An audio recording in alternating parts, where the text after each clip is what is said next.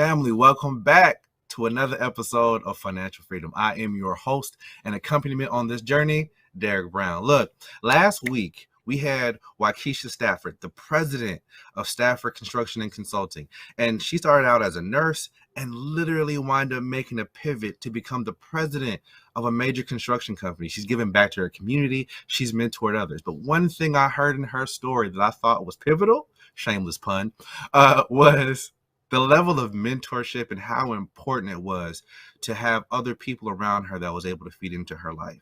I wanted to come back and talk to her a little bit, and we're going to talk about some of the other endeavors she's been working on too. So ladies and gentlemen, thank you for tuning in. Thank you for looking for us. You can find us at using our handle at The Hope TV, one word, all caps, at The Hope TV. Let's dig into it. Ladies and gentlemen, Waukesha Stafford. Hello there, Derek. Hi there. Look, welcome back for round two. Look, here's the thing. We talked on last show so much about the importance of mentorship and your financial evolution. But it wasn't just your financial evolution. This was you being willing to move into a different sphere, completely out of your comfort zone. But mentorship played a huge role. And we're going to do kind of a brief recap. Was it easy for you to find those mentors, or was it something that you had to consciously go out and look for? I would definitely say that I had to consciously look for it, or look for it in someone. It was one of those ideas that who could actually pour into me, and would they be willing? How do you approach them? So it was those type of things that questions that popped up in my head as I looked. And again, I think, as I told you, my mentor didn't know she was my mentor for quite some time. Right. I just kind of pinched off of her. I always wanted to be in her presence. If she was going to be there, I wanted to be there because I felt like here is someone who could definitely pour into me. And she's walked the walk. She's already down the road. So I definitely want to be in her shadow, so to speak, to be able to learn from her. Got you. So you stepped into a brand new space and you were teachable.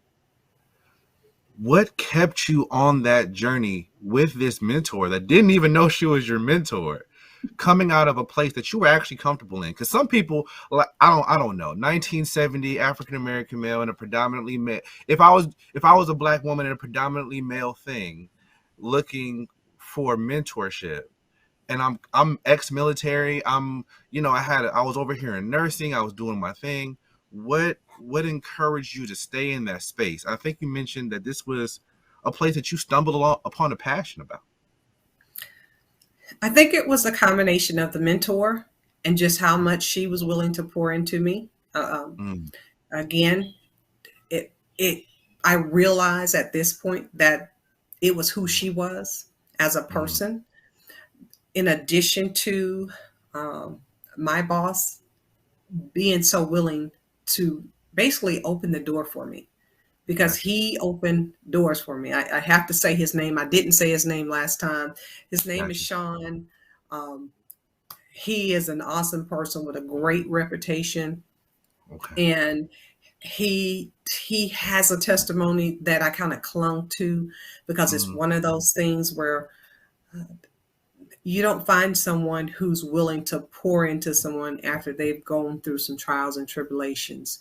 But he so willingly did so. And his actions lined up with his words. And I can appreciate that. Gotcha. I hear that. So let me ask you this. If I'm in a place, because I went through something similar myself. But you have ascended to levels I certainly have not got to. So when you're pursuing these successful people, what steps did you need to take to get to them? What did you need to put in place to get into their presence, to be able to? Was it a certain mentality? Was it making sure you went to the sports bar when they went to the sports bar? What is it? How did you get into their presence? Now, Derek, that's one of the things that I can kind of sit up about and tell you that at no time did I have to step outside of myself in the sense of doing or being somewhere that I was uncomfortable being. Okay. What I found was I had people who were just willing to plant seeds. Okay. It was not a case of um, being somewhere I didn't want to be, but I do Hmm. believe it was a case of being humble enough to take the back seat, because I Mm. did take the back seat. There were times where there were chairs at the table, but I sat up against the wall. Okay. I had to be willing to basically be the fly on the wall and just take in what um, was being poured out. Okay. And I was good with that. I was not looking to say, well, I came with Sean or I came with Christy, so I should Hmm. be able to sit next to them. I'll be honest, I hadn't earned that seat next to them. So I was Hmm. okay with sitting up against the wall. I was okay with standing in the corner uh, because I was there to learn. I was not there to be recognized. And Gotcha. I think that's part of our pivoting when it comes to our young people. Our young people have to learn that not everyone falls in that lineup of millionaire overnight. Not Right. everyone falls in that realm of becoming the star on Instagram or Hmm. uh, other social media platforms. We Hmm. sometimes have to stand in the corner and not demand that we sit at the table all the time. And that may just be the 70s, 80s in me that says Right. that. But that's Yeah. that's that's my upbringing, and I think it worked really well. I mean, as the president of the company, I think that speaks for itself. But it was your ability to be humble and to be teachable, Right. and to be willing to drink in whatever they were willing to pour out. That's right. Moving in that space, did you find often that how so some people might say, well, how long do I have to not be acknowledged? How long should I be quiet? Is that something that you determined, or was that the mentorship that these people who were pouring into you determined? And let me ask this: when do I know if I'm being abused and in that space? I'm going to say that when you know that you are pouring into what has been placed before you, when Hmm. you're putting in the work, because I Okay. did put in the work. There, Right. there are plenty of days and plenty of nights that I looked over plans and didn't quite understand what I was looking at. There were Hmm. moments where I opened up a specification book and read, whether it was the 400-page specification book or the 2,000-page specification book. I read to understand. Right. I added to that which was placed before me. Okay. And I think as I took advantage of those things that were before me, Hmm. the doors opened. The opportunities were placed before you. I didn't have to bogart it. I did put up with, I was challenged at times by um, others in in the industry. Right. You're always questioned. I could come in with a suit on and bring a superintendent with me who has a uniform on. They would Hmm. address him before they address me. Wow. Yeah. But the good thing about it is that I can honestly tell you that my crew, they honor and respect the intelligence that I have, the skill that I have, and the knowledge that I have. And they would quickly kind of straighten those things. And after a while, I did say, "Hey, no need to. I'll take care of it." And so Right.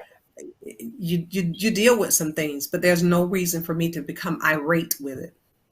Mm. Yeah, So I'll for share. you, for you, the acknowledgement came when you as a learner could then begin to start to pour into projects. That's When you right. began to be able to pour into things, that's when the Mhm. acknowledgement began to come. And because you had basically ascended from being a humble learner to someone who could begin to manage something. That's right. And that speaks to a lot of patience at times. And then you were willing to sit with stuff and learn on your own. That That that is says a lot so true. about that field. With stuff working against you as is, you're already doing that. That's So right. acknowledgement came when you were willing to pour into the projects in front of you that you had opportunities to do so.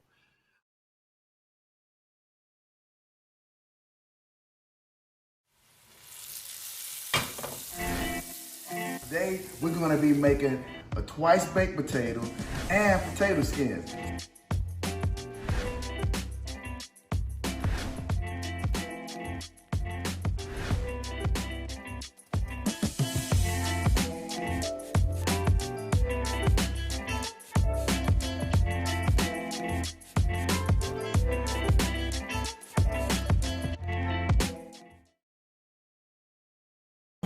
Meet the Scan, a simple procedure whose mission is to detect lung cancer early.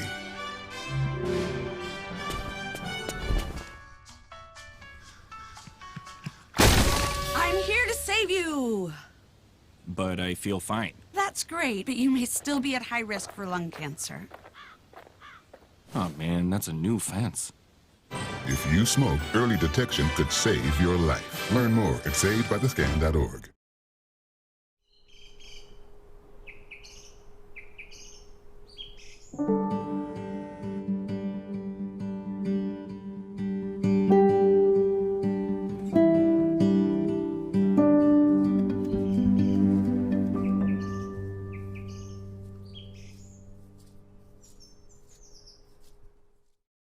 When you began to get into this place of acknowledgement and began to move up, what was your perspective then on new people who were entering the field, having been in that position? Wow.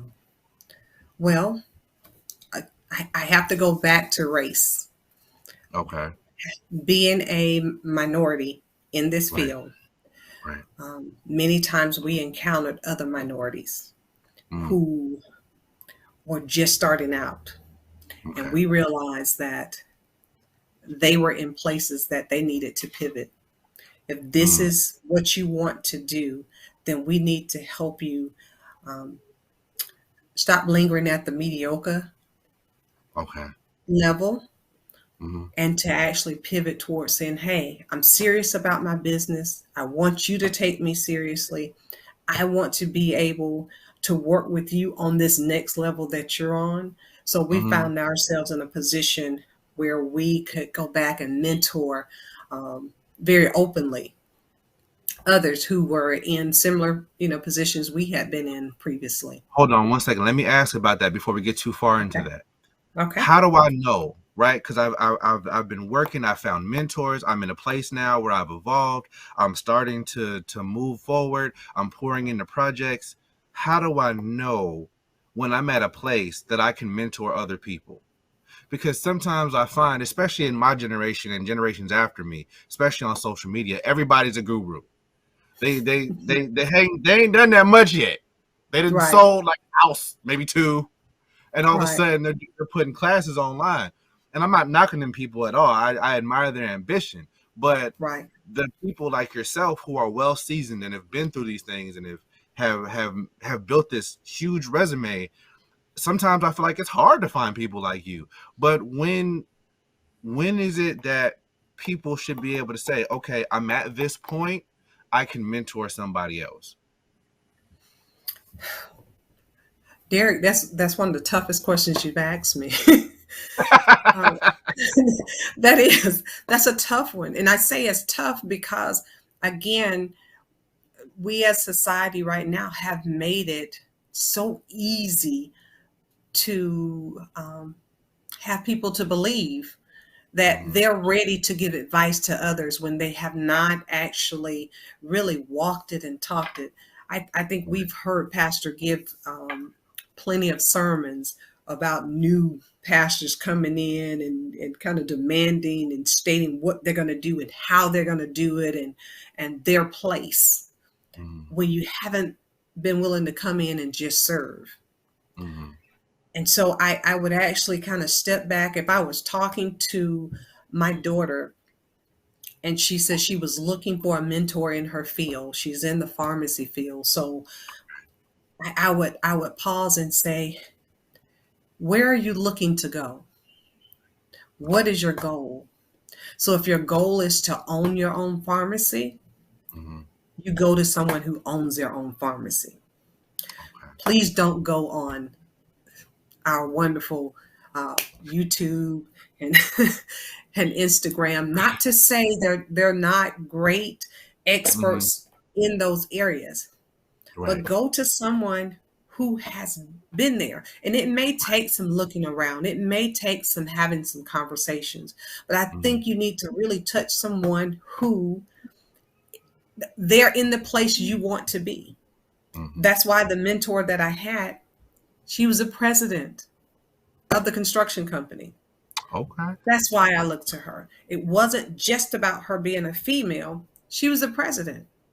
Mm-hmm. She's a heck of a president too. She's but yes, I I look mean, for but that's where you are now. Like, you had a mentor who was a president. Now you're president. That's kind of what you want, right? yes, I think it's about going and looking for that person who possesses that position, that level that you're looking to obtain. If you're looking for someone to help you to understand, how to write better papers, are you going to go to your college mate who is in college with you and say, teach me? They can give you some tips, but I'll be honest with you, I want to go to the one who has written the books, the ones who've actually, published not just a handful of papers. So Let me go to the ask you expert. this. Let me ask you this, and I forgive me for Okay. cutting you off, but this is what I hear you saying. You're really not prepared to be a mentor just because you want to be a mentor, but when mentees qualify your experience. That's a Is good that way fair? to look at it. That's a good way to Because look at I it. hear you saying mentees should come looking for someone who has been there, done that, and can write a book if they need to. That's right. But if I'm looking to mentor, I need mentees who qualify my experience and trust my expertise because That's they right. see that I've done some things. Yeah.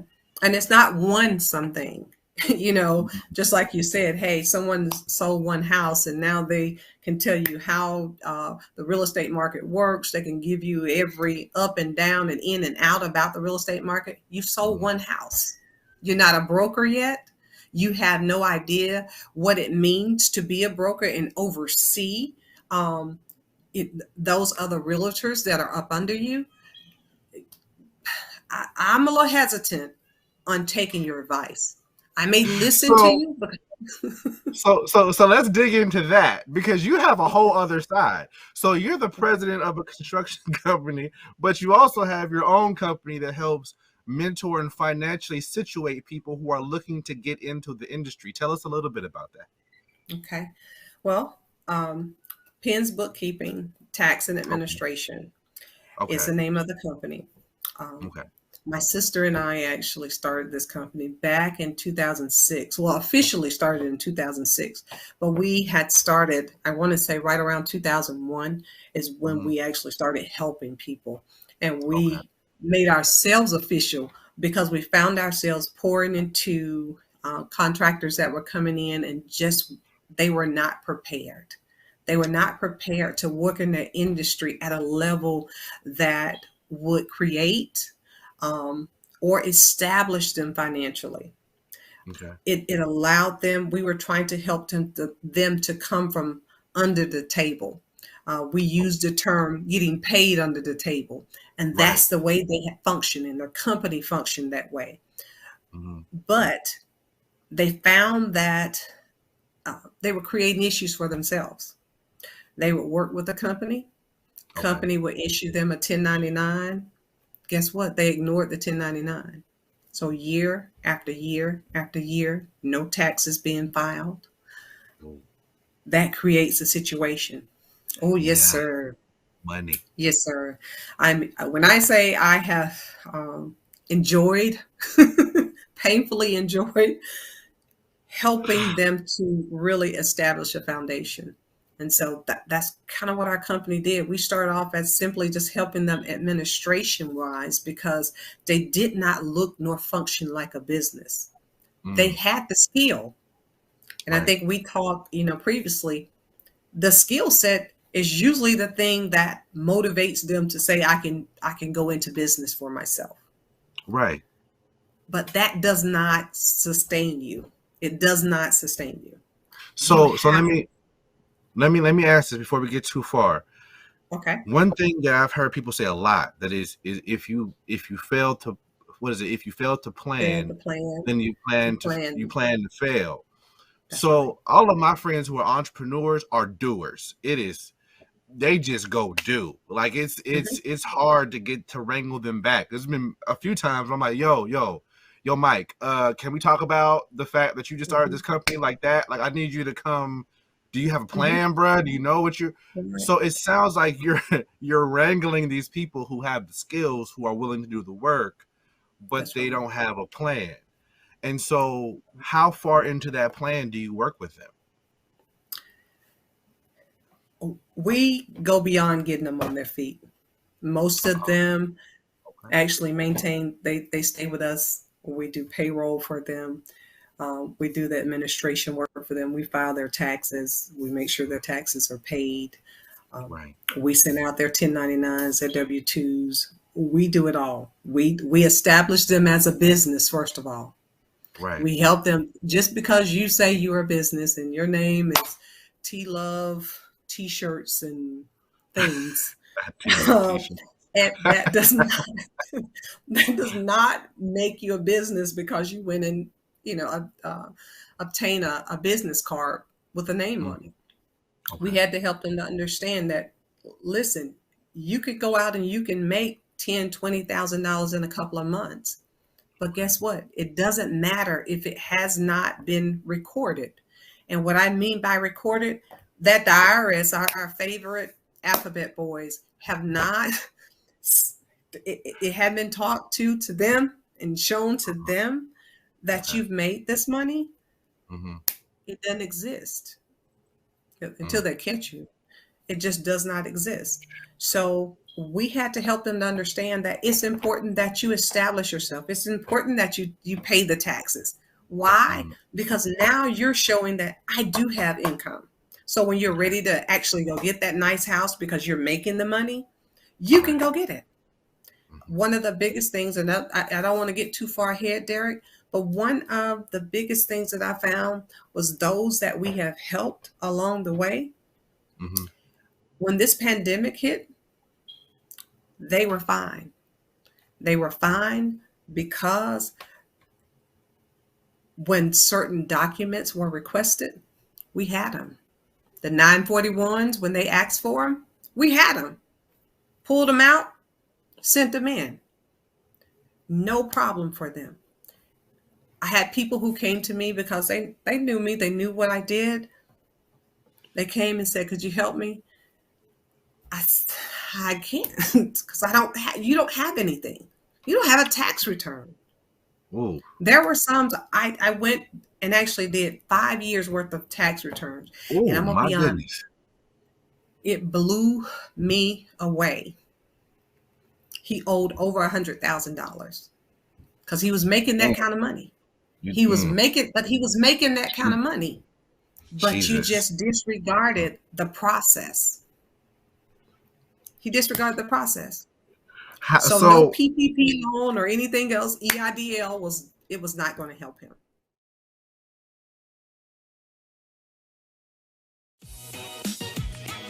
What's up, y'all? It's your boy Jermaine Dolly, Mr. Hello Dolly himself, and guess what? You're tuned in to Tea and Worship with my homies, Mignon and Corey. Keep it locked, y'all.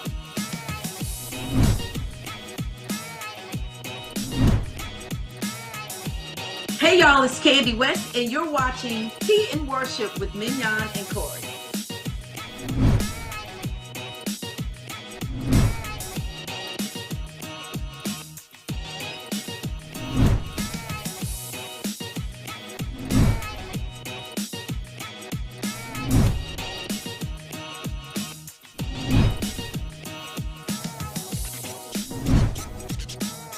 It's your boy James Fortune, and you are watching my favorite news show, Tea and Worship, with my sis Mignon and Corey.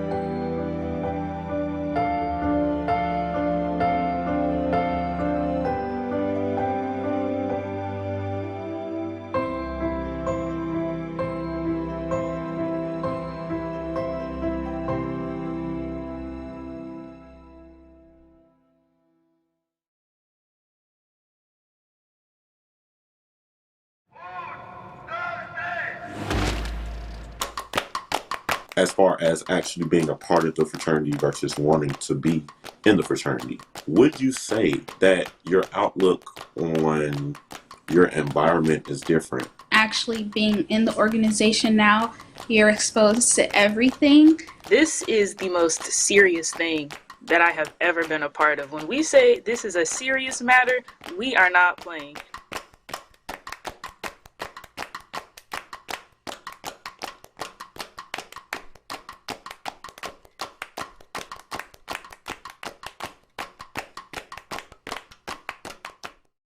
So let me ask you this, because everybody who you mentor seemed to be okay through the pandemic. How important is it for the average person to have some sort of financial mentor? Oh, wow. I just think it's huge because it's not something we talk about as much. I think it's becoming more relevant and more prevalent now in the minority families.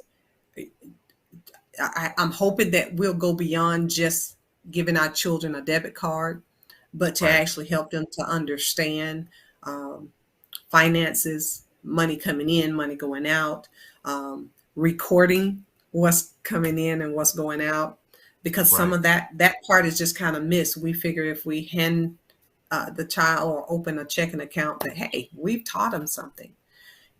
No, because what ends up happening, our children, go along. I have this debit card.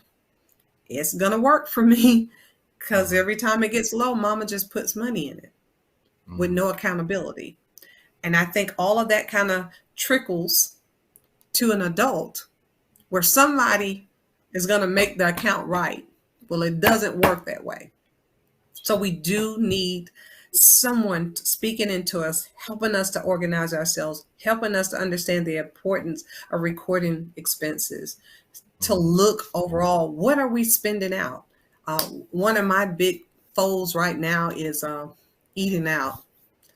I find myself on the road a little bit more now. And I'll be honest, I have this board.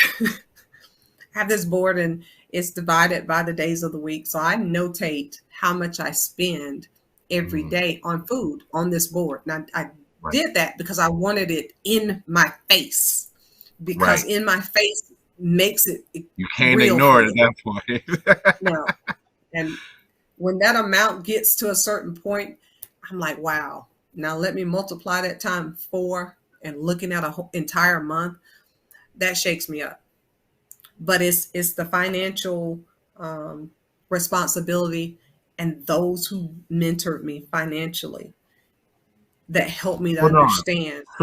So where did your financial mentorship come from? Were those the same people who was mentoring you in construction, or were those a different set of people who was helping you learn what that was?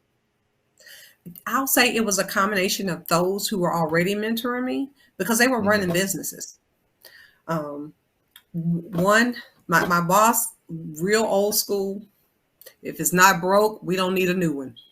Didn't quite like his mentality. If it ain't broke, don't buy it. My lungs are fine. I don't need a transplant. It's okay. It's okay. No. He's that one. If you saw his construction shoes, you would say, man, come on now. Really. If it's not broke, there's no need to do anything to it. That's him.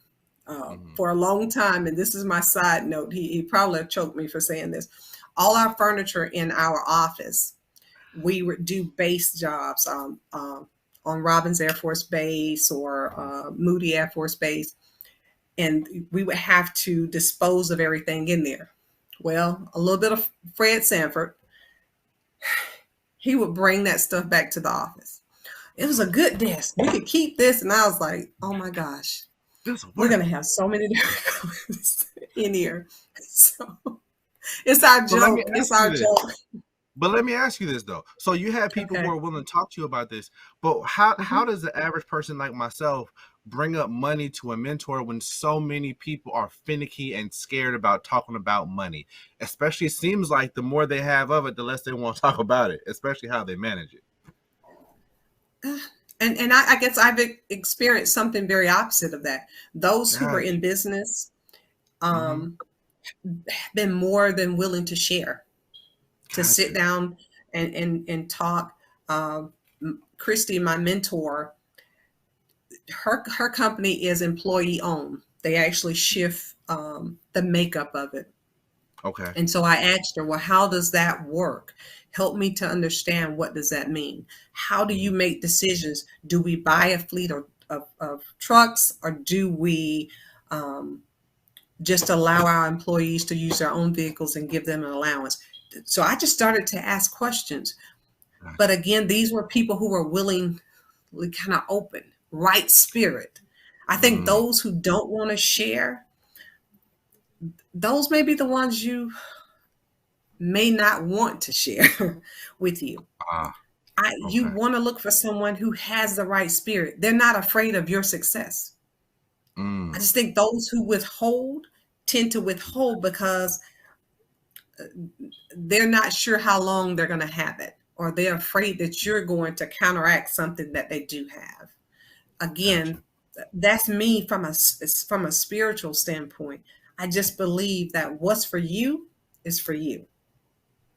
And your mentors, when you have those who are truly there to help you go to that next level, they're going to pour everything that they have. They're going to introduce you to everyone that you need to be introduced to. They're not afraid of bringing you to the table. My mentors. No, go ahead. Yeah, I just didn't find that they hesitated on opening doors for me. And I know that others have experienced something very different. But I guess the question I would pose is, what made you choose that mentor? I can go back to a spiritual side and say, did you pray about it? Did you ask God for the mentor? And so that's what I've found myself doing whenever there's a need, or whenever I'm needing to make decisions, especially about my life and knowing that it's going to impact my family. I have to pause and say, no, what is it that you would have me to do? And he's always placed the right people in my life. And those that were not supposed to be there, most of them left on their own, Derek. Really? Most of them left on their own, even down to were there any traits of these mentors that weren't supposed to be there that we might be able to look for when we look for our own? Oh, yeah. Those who tend to... Give us 3 to 5. We ain't got to do a whole lot. 3 to 5. It doesn't because you were like, oh, yeah, like I got that one. I'll tell you. I just found, Derek, that some of them tended to have a negative connotation sometimes when it came to your thinking. You're thinking and you're pouring things out. They tended to always kind of slide something in there on you. And most of the time we dismiss it because we're so focused on the other things that they've said. Well, I did this and I did that, as opposed to saying, one of the things I would encourage you to do, or, hey, I have some information I can give you. I think the willingness to open up says that just may be the right fit. If you find that they're hesitant on opening up, on introducing you, on bringing you along, there may be some hesitation by them because the potential probably really is there in you, and they feel like you can take something that they have. The person who's for you wants you to surpass. My boss has always said that. You have it. You're going to do great. Always spoke. He says, I can see you doing, and he would just list things out. My mentor says, I don't know where you get the energy from, but hey, you're doing it. They were constantly pouring in, speaking life into me when I am a lot of times at my weariest moment. So we need to be mindful of the words that are being spoken by our mentors and how they're speaking. Don't get me wrong. You will find that there are moments where they have to say some things to you that doesn't feel comfortable. Okay. Saying, hey, you're not serious. If you're going to do this, no different than me studying for the general contractor's license test. If you're going to do this, go register now. Did you buy the books? I'm getting them, and the more I procrastinated, they were mad because I wasn't doing. They were not mad because, she went out and bought all these books and she did X, Y, Z, and she's taking time to study. That stuff never crossed their mind. It was always the push for me to succeed, for me to go to the next level. So mentors who are for you, who are not for you, may look like people who are afraid to let you have a seat or to shadow them, afraid to open up, lack of communication, lack of encouragement, inability to see a future for you, doing more, and unwillingness to bring you along to show you how it works. That's not bad advice. It's not bad advice. So give us 3 things, and you've already kind of said this already, but I'm gonna do it again anyway. Shameless plug for the company, Penn. Give us 3 things that Penn does for their clients when they come see them. The first thing we do is establish them as a company by the state. Number 2, we set them up so that they can track their expenses, complete payroll legitimately, complete payroll. We make sure their taxes are paid. And lastly, we make sure that, hey, they have all of the administration part of their business in an organized fashion. I know that sounds so simple, but do you know that is really hard for some people when they're used to just taking a piece of paper and throwing it in a box, and then they bring it to a CPA or tax preparer and say, here. We just make sure that everything is lined up from them from the very beginning. Establish you, making sure that you are going to be able to actually receive the credit from paying the people that you pay. If not, you're paying their taxes. And that's when you say that to some people, say you're paying their taxes, that's enough to make them sit up. That's the same thing that happened to the gentleman I told you about. All the money and all that he paid, that was the case.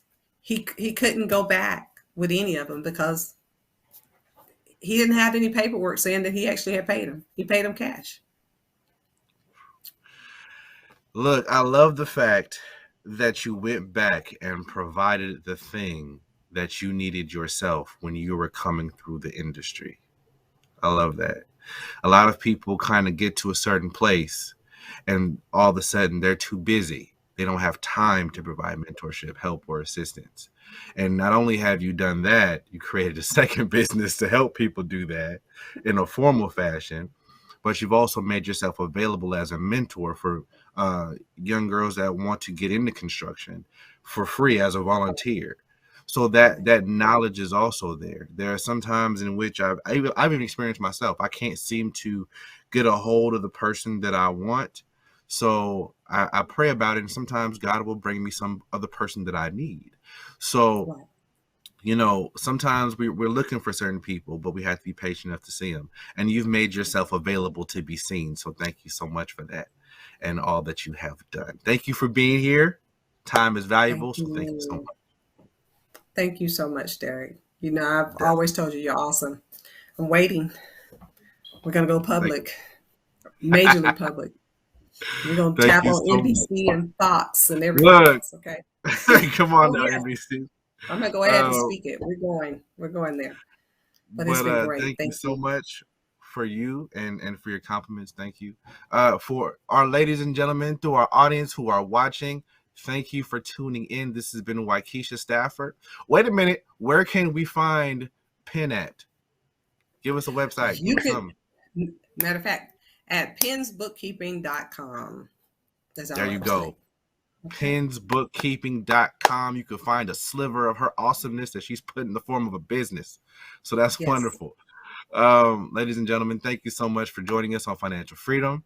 I hope you enjoyed it and all this wisdom she poured out. Thank you for joining. And as always, be safe out there. Thank you.